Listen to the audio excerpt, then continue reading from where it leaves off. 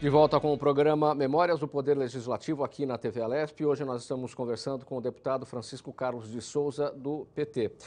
Deputado daquela bancada petista da Constituinte de 1989.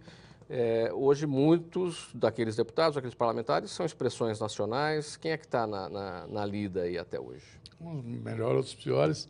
Não só da bancada do PT, né? Daquela legislatura tem gente de expressão. O Aloysio Nunes, o senador Aloysio Nunes, né? Que disputou a vice-presidência da República, era daquela legislatura. O Zé Dirceu, que foi ministro da Casa Civil, foi daquela legislatura. A Clara Ante, que era assessora especial do Lula durante a presidência, durante os 2 mandatos, era daquela gestão. Ivan Valente hoje. Ivan Valente, expressão do PSOL hoje. Então, vários. Do meu gabinete, o ministro da Comunicação foi do meu gabinete, Agil Silva. Começou no meu gabinete. Hoje ministro. Hoje ministro da Comunicação, foi prefeito de Araraquara, foi deputado, e hoje ministro da Comunicação. Então, daquela safra, daquela geração de 90, saíram vários, viraram, acho que prefeito, deputados federais, senadores. Foi na verdade, aquela é uma geração que estava saindo do período da ditadura militar, entrando nesse outro período. Era a safra um pouco da resistência do passado, né? Claro que as regras dentro da Constituinte eram diferentes das regras do âmbito da Assembleia Legislativa nas condições normais. Mas o deputado naquela época, numa comparação com o deputado hoje em dia, ele tinha um poder maior de legislar sobre determinados temas, ele era menos limitado em relação a essa legislação, essa possibilidade de legislar em relação ao que é hoje? Eu não consigo identificar isso, não. Eu acho que, passada a Constituinte, nós também tínhamos muita limitação, não podíamos criar despesa. Então, qualquer coisa, se fosse fazer que gerasse despesa, era inconstitucional. Então, tudo tem um problema da constitucionalidade, né? E hoje, na verdade, o parlamento está um pouco amortecido por conta de algumas coisas que eu acho que são incorretas, mesmo que o meu governo, o meu partido faça, medida provisória.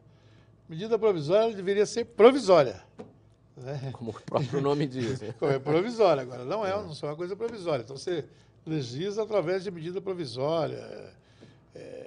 Tem pouca produção do debate, fruto do debate. Isso faz com que você tenha, por exemplo, isso que você chama lá na Câmara Federal, baixo clero e o grande clero. Você tem lá 30, 50 deputados que tem uma grande expressão e você tem 450 que vai para onde o negócio anda, entendeu? O que era provisório, como a própria medida previa, e que ficou definitivo? Não, o plano real? Não, tudo. Agora acabou de votar um monte de lei que é resultado que mexe, inclusive, em direitos, que é resultado de medida provisória. Que está a favor, está contra, mas é medida provisória do governo. Agora, isso também tem culpa do próprio parlamento, né? Porque o parlamento também tem que se rebelar um pouco, tem que fazer valer os seus interesses. O parlamento não tem só que fiscalizar o executivo, ele tem que também propor, criar projetos legislativos, estabelecer a contradição com o governo. E tem autonomia para isso. E tem autonomia para isso. Óbvio que é um grande problema, porque a bancada do governo, a bancada da oposição, aí quem está no governo acha que não é assim, mas para a sociedade, para o conjunto da sociedade, essa é uma das coisas que eu acho que terá que se resolver, porque as manifestações, as revoltas que acontecem, elas podem voltar a cada vez com mais peso. Não quer dizer que elas voltem sistematicamente, como fizeram agora. Não adianta pegar aqueles 400 mil, 500 mil que foram na rua e achar que você sai numa marcha para Brasília e que todo mundo vai junto. As coisas não são assim, não vivemos uma situação pré-revolucionária, não é isso. Agora, elas voltam. À medida que os interesses da população não são atendidos, elas voltam, e elas voltam cada vez mais radicalizadas. Então, o parlamento ele tem que dar vazão para esses anseios. Como é que o senhor propõe essa colocação em prática dessa autonomia? Eu acho Porque que tem que abrir para a população apresentar propostas através de abaixo-assinado e de uma quantidade de limite. Por exemplo, 100 mil assinaturas dá direito a pedir para a Assembleia analisar um projeto de lei. Porque no formato que nós temos hoje, isso vale para qualquer casa legislativa, você tem a situação e tem a oposição. A situação está com o Executivo, defende, evidentemente, os interesses do Executivo. Como é que isso interfere nessa autonomia da Assembleia Legislativa? Interfere. Isso interfere em todas as casas legislativas, né? Como escapar disso, deputado? É o que eu disse, nós temos que abrir espaço para ter mais participação popular. Eu não vejo alternativa. Então, tem questões, por exemplo, que estão reivindicando na rua, às vezes, que é possível de ser fruto de um projeto de lei. Então, nós tínhamos que abrir espaço para, eu não sei, 100 mil assinaturas dá direito a apresentar um projeto na Assembleia Legislativa. Quantos votos elege um deputado? 100 mil. Então, quem pegar 100 mil assinaturas, um coletivo, uma associação, um sindicato... Isso é proposta de reforma política. Sim, proposta de reforma política. Mas que pode ser resolvido no âmbito do parlamento hoje. Não precisamos repactuar tudo no país. Nós precisamos adequar as coisas, porque nós não podemos negar que há uma revolução do ponto de vista das comunicações. Antigamente, aquilo que se escondia e se demorava para ver, agora é muito rápido. Então, não adianta, não terá mais nada, não vai ter mais jeito de jogar sujeira para baixo do tapete. As coisas vão aparecer naturalmente. Deputado, o que o senhor imprime na sua vida, tirada como lição daqui de dentro do Parlamento Paulista? Olha, para mim foi uma experiência de vida. Primeiro, de que um menino do interior, filho do primeiro analfabeto, pudesse chegar nessa casa. Para você ter ideia, quando meu pai ainda era vivo, quando eu fui ser candidato em 82, a primeira vez, ele falou: meu filho, você nasceu para prego, você não é martelo. Não se meta nisso. E ele morreu logo depois, e eu me meti e cheguei. Então, acho que essa é a primeira coisa, a possibilidade que qualquer cidadão comum pode chegar no parlamento, pode discutir e se aprimorar e discutir na Casa de Leis do seu estado, do seu país, fazer valer suas opiniões e a opinião do coletivo, do conjunto de pessoas que representa. Essa é o segundo, de ter convivido com pessoas extremamente capazes, inteligentes, que viveram uma época de confecção, de realização do ponto de vista de lei, né, que foi a Constituinte. Terceiro, para a minha vida pessoal, assim, para a minha família, o orgulho que se desperta dos meus filhos, meus netos. Eu não fui um cara que que fugi da luta. Eu fui à luta, eu fui tentar mudar aquilo que eu achava que tinha que ser mudado. E como eu não estava pregando revolução, ela tinha que seguir o caminho que existia, que era o caminho da disputa política. E eu fiz a disputa política da minha época, né? E incentivo sempre meus netos, meus filhos a fazerem a disputa da época deles. E acho que os jovens têm que fazer suas disputas, né? E a cada vez quanto mais o mundo vai evoluindo, mais reivindicações tem. O senhor tem a sensação de dever cumprido em relação aos filhos e netos? Tenho a sensação de ter feito a minha parte dentro daquilo que eu pude fazer. Talvez devesse fazer um pouco mais, mas não me omiti. Eu não fui daqueles que me omiti, que fiquei lendo o jornal e vendo as coisas acontecer, fiquei vendo a televisão e vendo as coisas, mas não está bom, mas não está bom, mas... Não está bom, e eu fui para a rua, eu me manifestei, eu esperneei, eu chiei. Aí eu fui para o parlamento, eu briguei, no movimento sindical, a mesma coisa. Eu acho que esse é o caminho, por isso que quando eu falo das manifestações, eu sou...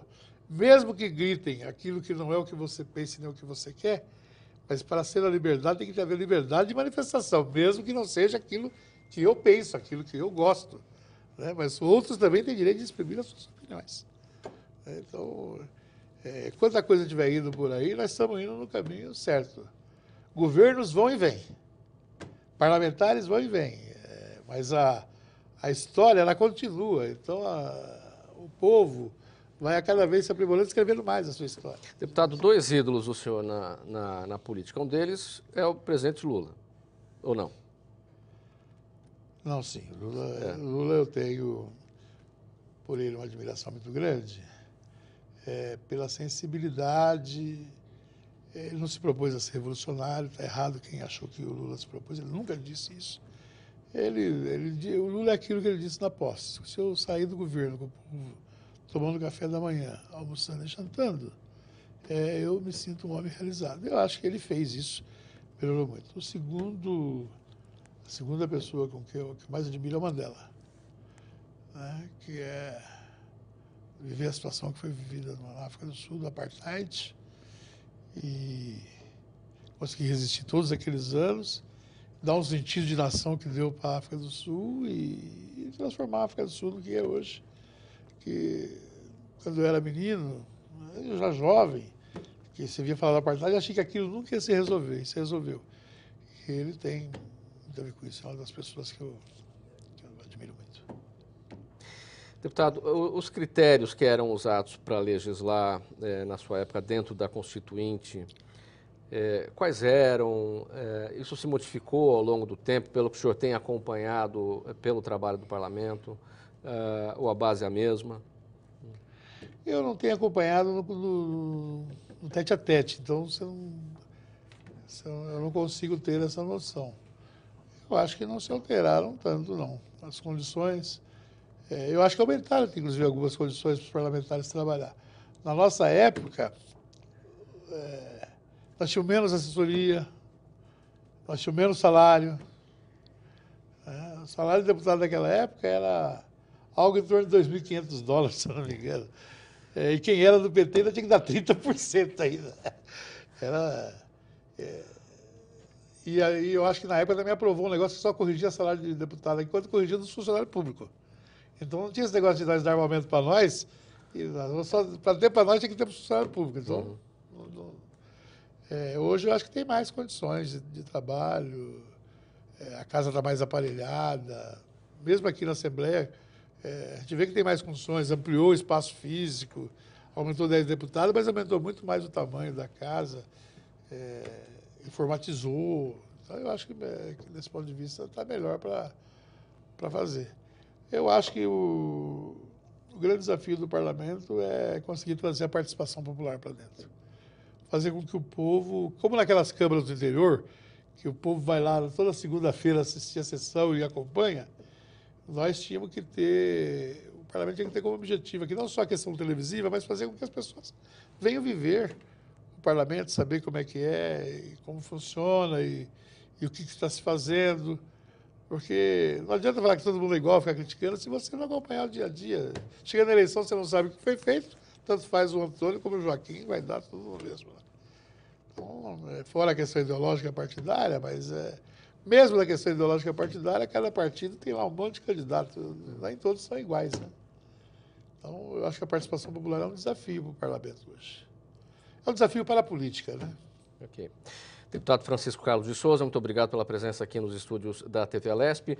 Termina aqui o programa Memórias do Poder Legislativo. Obrigado a você que nos acompanhou. Até o próximo programa. Tchau.